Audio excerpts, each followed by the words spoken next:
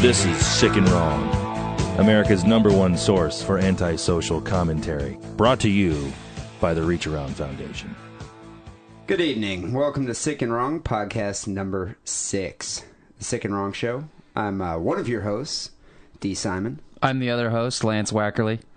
And welcome to podcast number 6. You know, it's shocking to me that we've already done 6 of these podcasts. We're cranking them out for the Reach Around. Well, Foundation, not the for Reach Around Foundation. Sorry. You mean? Right. Well, no. As people know, that we're not really under contract, but we entered into agreement with the Reach Around Foundation that we would produce a number of these podcasts, and right now we're number 6. So, if at any time we piss them off enough with one of the podcasts, they can cancel the agreement. And I think we're walking a pretty thin line. Well, I'm hoping that we get to a sufficient number that they'll release your firstborn. That'd be nice. My firstborn turd Maybe. of last month. I don't know. So how you doing there, Lance? I'm feeling pretty good tonight. I noticed that you're drinking Mickey's. I kind of went for the old school. Mickey's grenades. Right. I can't even recall the last time I drank Mickey's. It's been, I can't recall my last time either. It's got to be a first for the show. Oh, definitely a first for the show. I feel a little bad straying from the MGD, but, you know. What costs more, PBR or Mickey's? I think of Mickey's. It Mickey's? packs more of a punch. It should cost more. It definitely tastes better. So anyways, in the news today, God, there's so much going on. It's just, it was really hard to narrow down 2 articles to talk about. But one thing I wanted to get off my chest before we move into the competition, the game itself, where we present our own articles, is did you read that story or see the video of that French woman who just got the face transplant? I've been trying to avert my eyes from it, but yes, I have glanced at the pictures and a little bit of the video, but it really, really disturbs me. I'm not going to be able to masturbate for like 2 weeks now. Well, I'm not going to go that far. Till the short-term memory loss kicks in. All right, have a couple week. more Mickey's grenades. All right, then it might work. I wonder how many people out there have actually jerked off to her face, her visage. There's somebody. I guarantee there's some sick fuck out there that's just like, God, I'm into girls with like facial transplants. That might actually be a new fetish. Face transplant porn? I don't know. Well, anyway, she had a press conference today in France, and in the video, you get to see her face, which, maybe it's not as bad. I wish they had a before and after shot, because I would have loved to have seen what it looked like before. I did see it. What did it look like before? You mean before the transplant? Before the transplant and before she got her face chewed off? Or yeah. Okay, so what did she look like in the beginning, before the face was chewed off? A completely different person. And then after she got her face chewed off? I didn't see that picture. That's what I want to see. I almost think that picture would be less disturbing to me than this weird, like sort of animated, half-animated corpse face that she has now. Because I've looked at lots of disgusting gore on the internet, and that doesn't seem to bother me. But something about the way her face doesn't really move right, it's like a bizarre, scary mask. It just really bothers me. It's about 75% of her face. I mean, the doctor gave her new lips, a chin, and a nose. She basically retained her eyes and her hair. That's the only part of her head that's left. There's a circular scar around it, and the tissue is slightly discolored. You know, it kind of reminded me of Homer Simpson's face. You know how Homer has that like the 5 o'clock shadow? Yeah, the darker yellow 5 o'clock shadow. But this, no, you can even see the circular scar like on her face, and it's kind of hanging to the left. Well, maybe that'll go away after a while. I don't know, but I can't stand to look at her right now. Well, my favorite thing that she said was, "I have a face like everyone else now. A door to the future is opening." It's not really like everybody else's. There's something odd about it. I don't know what it is. Dude, a door to the future? What future? Future of like ugliness? She could work in a wax museum or something. Dude, she's butt. A haunted house? A Halloween decoration? I guess, she's going to be... Rob Zombie movies? She's in her late 30s, and... she's divorced, so she's probably going to want to, like, enter the dating game again. How do you enter the dating game with, like, a fake, a facial transplant face? Like, a face that's hanging off. There's always blind... Well, it's not hanging off, but it's like, it's... There's always blind people, but they have that, like, extra sensitive touch, and I can't imagine it feels very all right either. Well, did you hear her voice? Like, did you actually? No. See, I would have liked to, but I couldn't find a clip of that of her you can talking. find the videos of her talking, and there's also a on CNN. Actually, they have a podcast where you can hear her voice. She kind of sounds like. I mean, it's heavily slurred, so you can barely understand her, and she's speaking in French. So if you don't know French, you're not going to know what she's saying. But it kind of sounds like this. It's like maybe she could like that. So as far as her future goes, maybe she could be in the next. Maybe she could be in the next Star Wars movie. Yeah, it's like Jabba the Hutt chick. Yeah, something like that. Yeah, no, when she talks, her lips don't move, so it's kind of like French coming out with, just it doesn't sound sexy. How did she lose her face to begin with? I never even heard that. Well, I was about to get to this. So I guess what happens, as everyone knows, the dog chewed her face off, and it wasn't like a pit bull or a German Shepherd or a Doberman. A dog attacked her? Well, okay, this is what happened. I guess she was wrestling with personal problems at the time, had a trying week, and took some drugs to forget, quote unquote. So she OD'd on sleeping pills, knocked her out. She said when she was passed out, the dog bit her, ate her lips, her nose, and her chin off, and she did not immediately realize the extent of her disfigurement when she awoke. And this is what she says, this is a quote here. When I woke up, I tried to light a cigarette, and I didn't understand why I couldn't hold it between my lips. That's because you don't have any lips. The lips are in the dog's stomach. That's when I saw the pool of blood in the dog next to me. I looked at myself in the mirror, and there, horrified, I couldn't believe what I saw, especially because it didn't hurt. Ever since this day, my life has changed. She's had to smoke just by holding it in her teeth.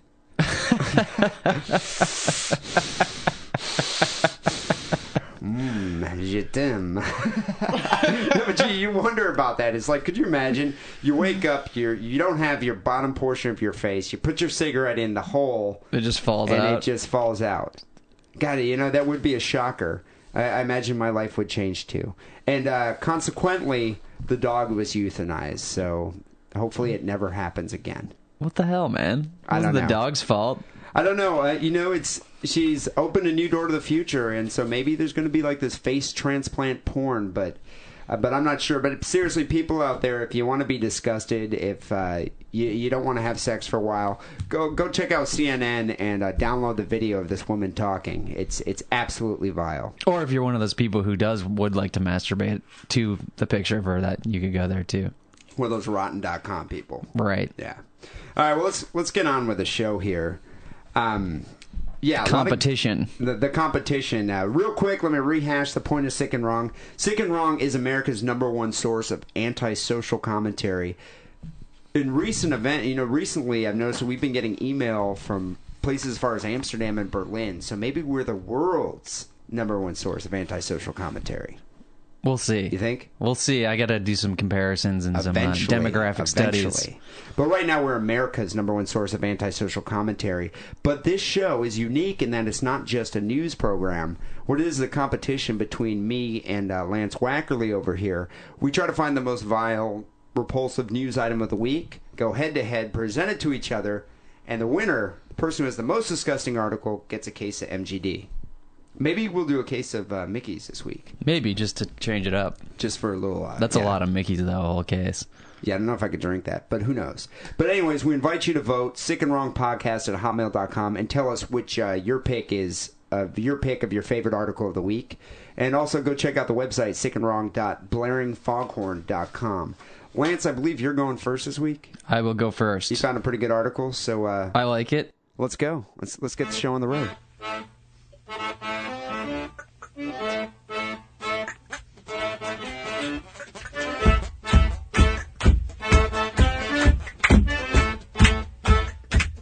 So I'm going to start out with a question, Dave. What would you say your favorite Billy Bob Thornton movie is? Well, obviously, it has to be Sling Blade. I like Bad Santa, but I gotta agree, Sling Blade Sling Blade was way better than Bad Santa. I'm just saying, Did he play a retard in Bad Santa? All I'm doing is acknowledging that Bad Santa is a good movie, but I'm saying I agree with you. Sling Blade is the best Billy Bob Thornton movie of all time. One of the best movies of all time, I would argue. I can't argue. Bad Santa's a good movie, but Sling Blade is definitely my top 10. I found a story here out of Martinez, California. Another local. Right. It's another local news article. Yeah, Bay Area. Well, Northern California. Last week I let's had say one that. from Modesto. This week, Martinez. This guy in this article is the real Carl. The real life Carl. What a big 6'5" retard that killed his mother. So this is a long article. I'm going to blast through it, but I hope you can get the Carlness of this guy. I hope it's going to come through, and I'm going to try and do my best. I'm going to try to do my best impression of Carl and Sling Blade for the quotes. I call it the Kaiser Blade. We'll see how it goes. Anyways, Sacramento area man Martinez, Not funny, funny queer. has been accused of fatally stabbing and bludgeoning his sister and her husband in their El Cerrito home. El Cerrito. This article's from the San Francisco Chronicle. They actually went to interview this guy.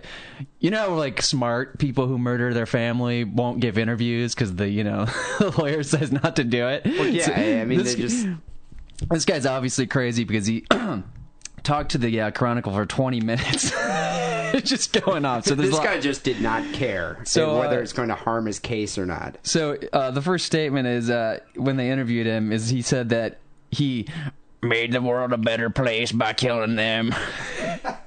The guy's name is Ted Wyckoff, 37 years old, originally from Citrus Heights in Sacramento County, California. He admitted the slangs, but said he had no choice other than to kill his sister, Julie Wyckoff Rogers, 47, and her husband, Paul Rogers, 48. Had to do it. So this woman used to be, I guess, on the El Cerrito Planning Commission, so she's kind of an important person. Her husband's an attorney, it says. But this guy, Ed, I'm going to keep calling him Ted. Were they sinning?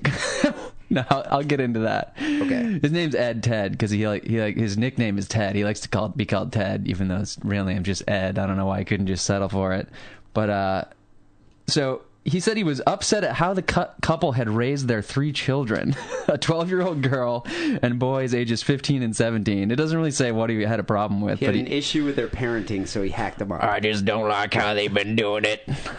It's just a boy. You shouldn't have done that. But there's more than that. I mean, that maybe he would have just had a discussion with them instead of just murdering them. But he was also upset that they had aggravated one of their neighbors over a dispute about home repairs.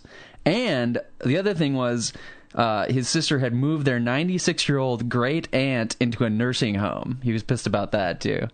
And then this guy's just an angry man. Well, there's something about angry Ted. There's something they don't really go into it about the 96-year-old aunt's assets. Like maybe this guy was living off of her goodwill, and now he can't do that anymore. But they don't really get into that. Here's another quote by Ted. Murder is wrong, but what I did was I killed 2 bad people, and I made the world a better place by doing that. She was truly an evil person, and so was Paul. They destroyed their children's lives. So is this guy retarded? That's just how I picture him. There's something wrong with the guy. So this is abstract perception here. Well, he probably doesn't sound like this. He's from Sacramento. Lance is using artistic license. I guess what I achieved is I removed 2 very evil people from the face of the earth. So, I wonder, is this guy like a Bible thumper? No, I just think he's kind of... Well, I think towards the end of the article... He's definitely whacked. Towards the end of the article, you'll get a better sense of who this guy is. It's also funny that they live on... These people got murdered. They live on 1467 Rifle Range Road. That's a good road to be murdered on. Both victims were stabbed with a large knife and bludgeoned with a wheelbarrow handle. Here's Carl. So if you take like the wheelbarrow part, that big long like shaft that goes down the front wheel, like he took that thing and just bludgeoned the hell out of it. Did he remove that from the wheelbarrow, or did he just have the wheelbarrow on there? It sounds like he removed it, but you'd think stabbing would be enough. It'd be pretty badass if he just took the whole wheelbarrow and like was swinging it through the air. I mean, I told you, right? He must have been a big guy. No, I told you, right? He's like 6'5" and like 300 pounds. Yeah, so he's a huge, very huge reminiscent dude. of Sling Blade. He went to the hospital after he did this. Told them he's all bloody, right? So he told the hospital, I fell off my bike into some glass. And obviously they were like, no, you didn't, you stupid retard. 911. So then he gets back to talking to the Chronicle again, and they ask him like, you were pissed they were raising their children poorly in your estimation, but you just murdered these kids' parents. Don't you feel a little odd about that? How is that going to aid in the parental process here? They saw too much. Let's leave it at that. It's going to be very difficult for them to deal with it and go on with their lives. Did they go into what the parents were doing wrong? Like, No, were they fucking in front of the kids? Were they group masturbation sessions? Like, how was that evil? I think this guy's just delusional. Mental. Right. So he didn't want. He said he's really sorry that they're going to be orphans, and he thought he was going to raise them. So he was going to murder their parents and then try and get custody. He thought the falling off the bike into glass was going to be a great alibi. Right, and then he was going to get the kids. You know, they were going to give. Sorry, your parents were murdered, but here's a guy who probably did it. But he said he fell off his bike into glass, so he's probably all right. Let him raise you. Here's another funny part. So he did this when the kids were in the house. He didn't even try and take precautions like get the kids on vacation. They were in the house, but the reason that he thought he was going to get away with it, he disguised himself by wearing a motorcycle helmet and attaching a fake ponytail. Dude, these kids are traumatized for life. But he attached a fake ponytail underneath the helmet. But in the process of beating them, one of the daughters came in, and he to get a better view of what he was doing, he'd lifted up the visor. So he says that, yeah, I think the daughter did see who I was. So these kids are just fucked, you know? Dude, these kids are completely fucked now. So, yeah. As if they weren't fucked before. Yeah, he says a bunch of other crazy crap, but so the last couple things he says, though, he realizes the public will probably not understand what he did. Well, they're not a stand-up sort of guy, the public. He's sort of like, I don't know how he's kind of weird. Yeah, because the public is predominantly sane, I guess, right, for the most part. But they're not like him. I'm a take control, take action guy. I'm the kind of guy who will stand up and do what's right. Yeah, I bludgeon people with a wheelbarrow handle. Yeah, well, no, so he kind of thinks he's like Dirty Harry, you know? He doesn't care about the like police captain who's riding his ass. He's just going to go out there and make the world better, you know, vigilante justice. He's like this superhero with a motorcycle helmet and a fake mullet. He still thinks he's a great guy, he said, and I am inbred man. He doesn't like the stuff he had to do. He's not like that. It's just something he had to do, so he did it. I just don't get it. You know, he's a take action kind of guy. He's not into thinking things. He's not into thinking things through. He's just, you got to do what's got to get done. Crime of passion. Actually, no, this wouldn't even be a crime of passion. This was definitely premeditated. He knew what he was going to do. He probably planned it out and put on. I mean, he made the helmet with the ponytail. They don't say that he has a learning disguise. Was he wearing a cape? I would hope so, or at least a one-piece jumpsuit, overalls. Right, that would have been good. Yeah. So they don't say, the article doesn't say this guy was, developmentally disabled or something. But don't you? I mean, doesn't it just sound like he's got problems? I don't think a sane person would do this. So I think he must have had. There must have been some issue there. If you look at the picture of him too, let me see the picture. He's not just insane. I mean, he's got like I'm a big adult he's like a big 300 pound. Well, he's got that like I'm kind of a child expression on his face still. You know, he just doesn't get it. If you ask me, that guy's retarded.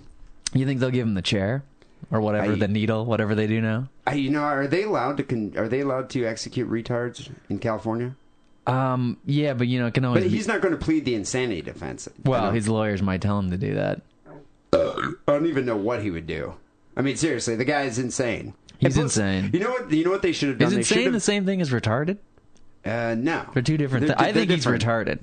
You vote for insane, I vote for retarded. He might be. I don't know. But you know what? They should have interviewed the kids. And what about the children? The children. Right. God, could you imagine how fucked up those kids are? I think the quotes would be like, yeah, I saw mommy and daddy getting murdered by a guy in a motorcycle helmet with a ponytail. How did that make you feel? I wish they would have asked him, like, well, how'd you come up with that disguise, Brainiac? Right. It's the first thing at hand. So, yeah, dude, that's pretty foul. Yeah. I liked it just for the whole Carl-ness, sling-bladedness of the whole thing. It's a good analogy. It's a good analogy. Right. Although he wasn't doing it for Jesus, but we don't know. Because remember, Carl was doing it because he did it for them kids. Jesus. He did it for them kids. He did it for the kids. For the children. What article you got to head up against mine? On the sick and wrong scale, what I'm going to say for that one, it's it's pretty wrong that he murdered, his parents in that violent fashion. Well, and not to sister. Okay, sister, the parents of those kids.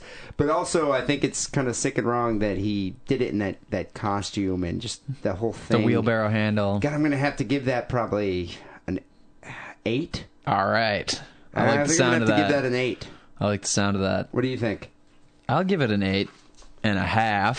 An 8.5 just to get that poker in my rear. Yeah, pretty good with that.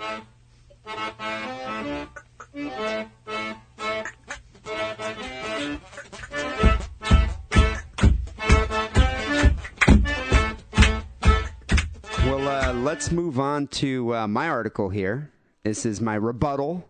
This is my challenge here, my counterpoint to Lance Wackerly. Okay, University of Connecticut, Bukkake. That's what this is about. So this happened at the University of Connecticut, but get this. So this article is fucked up for several reasons. But one is what actually happened. So this happened in Storrs, Connecticut. 3 University of Connecticut students allegedly ejaculated all over a female student while she slept in their dorm room this fall, have been charged. College days. Good old college days. Have been charged not with sexual assault, but with disorderly conduct and public indecency. Now, isn't that kind of fucked? There's got to be an uproar over that. Oh, there is. And that's kind of why this article is being printed. I guess the cases raise concerns about why the state's sex assault statutes could not be applied and has brought pledges from top law enforcement authorities to change the law. I guess prosecutors could not press sexual assault charges against the students because in Connecticut, the men did not touch the woman.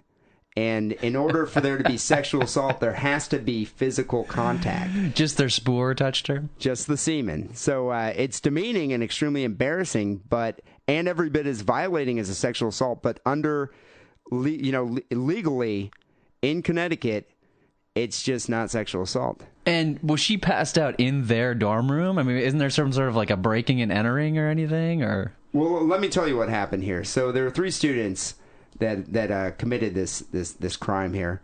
2 of the students, Jared Skaversky, 20 years old, of Brooklyn, Massachusetts, and Martin Piscatano, 19, of Somers, Somers, Connecticut, are seeking accelerated rehabilitation. The 3rd student is still in pretrial negotiations. His name is Zach Brohinski.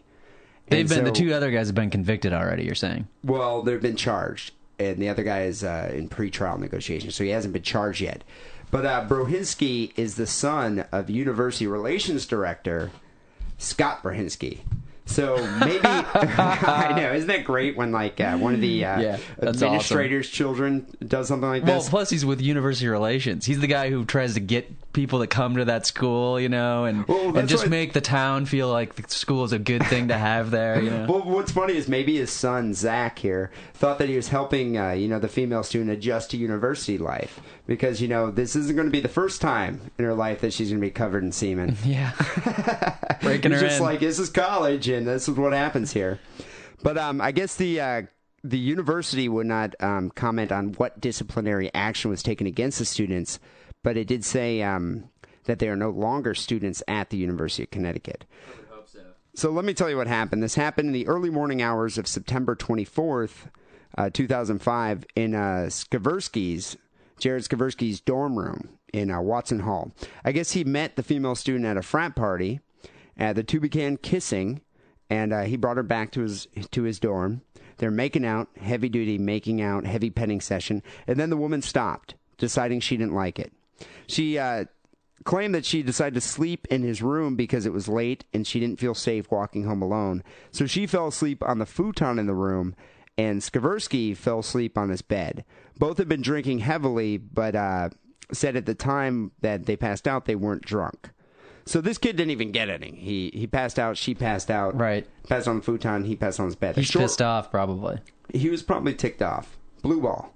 does that to a guy. Yeah. A short while later, Brohinsky, his roommate, came into the room with his friend, Piscatano. They tried to wake the woman so Piscatano could sleep on the futon, but she would not get up, which is kind of funny. That's pretty funny in and of itself. Isn't that kind of funny? They're just like, you know what? Get up, lady. Come on, you gotta go. Walk home. I want the futon. These guys are a bunch of dicks. Just assholes. So this is my favorite part of the story. So then the three men, they woke up his buddy who was passed out. They all decided to watch a porn video on the computer, and then decided to take turns ejaculating all over the woman's face and body while she slept. The woman said that when she woke up a few hours later, she felt something on her and thought that she had drooled on herself. But you know what's so weird about this? So in college, how many times did you do this? You know, with a couple of your friends, guy friends, go back to the room and just be like, hey, dude, let's all watch porno and jack off together. Well, even without the girl in the room, zero. Without the girl in the room. Never. But even with the girl in the room, with three of your buddies? Double never. And yeah, it's a double negative. No, seriously, I've never done any. That never even occurred to me. You've never even got to the first level of this I brought activity. chicks back to my dorm room. I get okay. The second, what's the level where you have But the they guy? let me what's jack off on their face. They let me. They encouraged me to do it. What's the They level? provoked it. What's the level of this activity where you end up in a room with three guys and you're all watching porno and jacking off together? I don't know. I mean, maybe they're just better roommates than I was with my roommates. It's just kind of weird. That implies this is something that you would enjoy. You just never found the right people. But still, it's just kind of weird. I mean, maybe this goes on, you know, it's a normal occurrence at the University of Connecticut. So, I guess after Brohinsky and Piscatano left the room that morning, the woman asked Skaversky what was on her face. He said he didn't know, according to an affidavit. The woman then returned to her dorm room, washed her face, but was quite concerned about the mysterious substance, as would be expected. So she walked through the hallway with it on her face still? Yeah, that's what's weird. She went all the way home and then washed it off. The next day, Skaversky sent an instant message to the woman stating, among other things, that, quote-unquote, we were all really drunk that night, and we accidentally ejaculated on you. Whoops. And you know what's kind of funny? It's like, that's just an instant message you don't want to get. Like, could No. you imagine, like, checking your phone? It's just like your buddies are just like, dude, I'm sorry.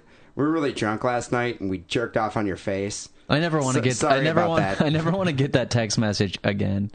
I don't get it. So apparently, Skaversky and his buddies were all kind of freaked out, thinking that we just told her that we jacked off on her, and I think she might end up going to the police.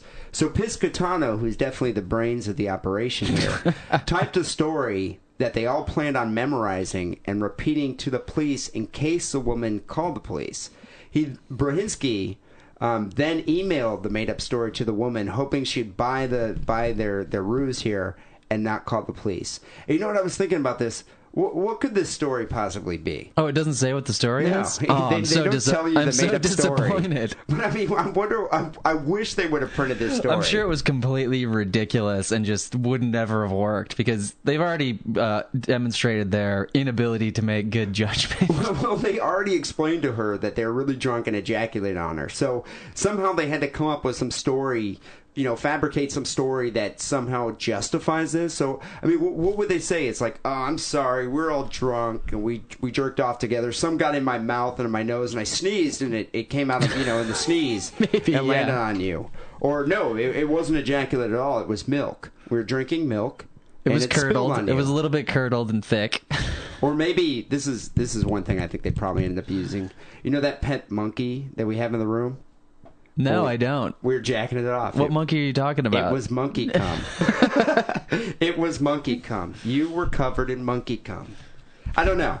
I question as to. I would love to get that. Would you love to get that email of the story? Yes, I would love to see what crazy, completely plausible story they came up with that they all memorized. It's probably a doozy. Well, the police didn't buy it, and nor did she. So she went to the police end of September and pressed charges. The police who made the arrest said they initially believed the case to be qualified as a sexual assault, but after consulting prosecutors, they realized that it did not apply because of the nature of the sexual contact. It doesn't fit the definition of sexual assault, unfortunately, in Connecticut. Otherwise, they definitely would have been charged. I guess there would have had to be some kind of contact between the intimate parts of the body. Semen is not defined as an intimate part. Well, then what the hell is it? If semen's not intimate, what is it? There will be a law on the books in Connecticut by the end of the year. Well, I was wondering, what about in California? If you jacked off on a sleeping girl, or if you, walked on the Muni and threw your cum on someone's face, would that be sexual assault? It has to be. It has to be. I mean, if anyone out there knows California law, send me an email and just elaborate on this. Let us know, because it's unbelievable to me. It's unfathomable that in Connecticut you can jerk off on a chick or jerk off on anybody and not be charged with sexual assault. So what? And can you refresh my memory? What was the actual charge?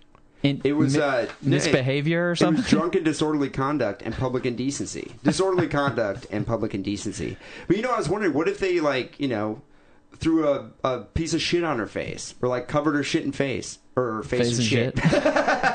Covered their shit with her face. You're confusing this with the intro story we did. I'm confusing this with the Shiza porn that I was watching previously. But no, I was wondering, what if they pissed on her? Would that be sexual assault? I don't think so. But shouldn't that be? Yeah. If these three guys stood around and peed on her, that's not disorderly conduct. I mean, I guess it is disorderly. But it's also assault, or, Sort of. I mean, I guess I guess you're implying that shit is sexual. No, you're implying that. Well, you just said it was going to be assault. Assault, not sexual assault. So you don't think shit is sexual? No, I don't. It's funny that you would take the side of the victims here, Lance. Or not the victims, the perpetrators. Yeah, no, it's funny that you would take the side of the perpetrators, because I was reading this article, and I was thinking, well, Lance at one time in his life had been accused of jacking off on a female sweater. Oh, remember that? Do we have time to get into that story? I don't even want to get into the whole story. Yeah, but now we're just... that is a foul. That is a podcast foul. Because now, for the rest of the week, everybody's going to think I go around jerking off on people's things. Let me give you the quick summation here of the story. What happened is Lance had this roommate. She found her favorite sweater with a cum on it and a rose. We also live with another guy. There's another guy so there are two male roommates. I neglected to mention that. Whoops. But anyways, she confronted both of them, but she actually accused you of doing it.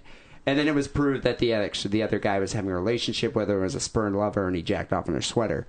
But what I'm saying is, so do you side with the perpetrators here? That you feel that they did not commit sexual assault? No, completely the opposite. Because I was reformed his ways.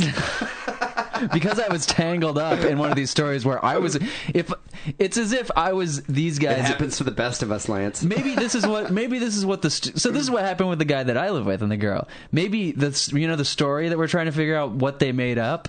Maybe their made-up story was, hey, no, it was the guy next door. He came over and jerked off on your face. That's what happened to me. I was the guy next door. Oh, maybe that's what they said, that it wasn't even us. I was the guy next door who had nothing to do with it, who was accused of it just by, being in the vicinity. God, and that would have been funny. I would like to clear my name right now. Yeah, you didn't do it. I was just bringing it up because it was similar. But no, I guess... They couldn't have said, though, it was the guy next door, because they already admitted to the woman that they ejaculated on her. And were really but drunk. this is what they were going to tell the cops. They were going to tell the cops something completely different and say... Maybe they wanted her to corroborate their story or something. Or they were just going to say she's full of shit, she was drunk, she didn't know what was going on. She's actually full of semen. Well, covered in. So anyways, let me just move on here. In conclusion, one of the state's attorney, Elizabeth Leeming, said that this type of crime has come up repeatedly in recent months in Connecticut, with suspects ejaculating onto victims. So, in short, don't go to Connecticut, because there's all these people committing copycat crimes and sperming on you. There's just sperm flying all over Connecticut. Sperm just flying in Connecticut. The college kids in Connecticut are watching entirely too much porn. Hey, I don't think fertile women should go to Connecticut, because you might leave the state pregnant. Right, it's flying all over the place. Flying semen. It's scary. Or wear, a female condom or something. But I guess the travesty here is that it's not sexual assault, and they're just being charged with disorderly conduct and public indecency. And I guarantee those three dudes are just yeah. Don't you think they're just we're stoked, dude. We just got out of, we just totally scored. Let me say one more thing. No, they're not. And You this don't is think so? this is a specific thing to the Northeast, East Coast. Did you notice when they mention their names, they also mention the town? Newspapers all over the. That's true. I noticed That this is when I lived true. in Massachusetts. Newspapers in New England are all about when somebody does something bad, they put your name in the paper, they put your city so people can find you, and if it's a local paper, they'll even put your address. So they're all going to be like, "Hey, there's the jack off guys." The media in New England is all about fomenting witch hunts. It's great. Well, it's kind of the same with. I mean, they definitely did more than point the finger here. So they're probably happy that on their record there's only disorderly conduct. But this article has been read by everybody in their hometown, everybody in the state. They're going to go to Their parents, It's the university relations director. Yeah, it's the classic thing people tell you to scare you. They're going to go to a job interview and somebody's going to be like, what's his name, Sikorsky or something?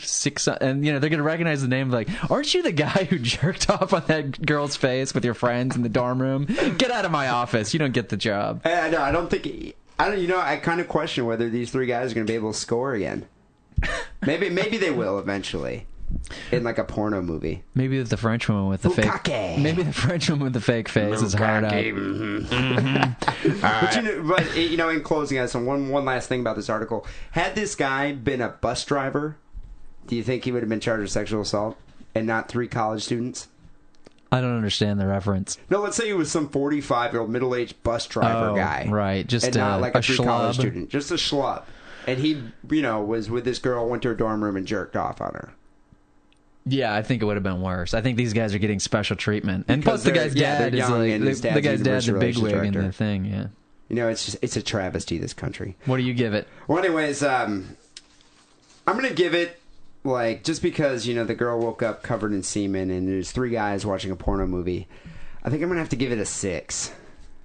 I just don't think it Really? I don't think it rates as high as your article because there's no murder. See, I was gonna rate because I gave you mine an 8.5. I was gonna give this a 9 because I think it's more disgusting. You think this is more disturbing than your article? Well, dude, he murdered. right, but it happens all the time. He murdered parents right in front of the children in a motorcycle helmet with a ponytail. In the general sense of society, my article is, a worse transgression.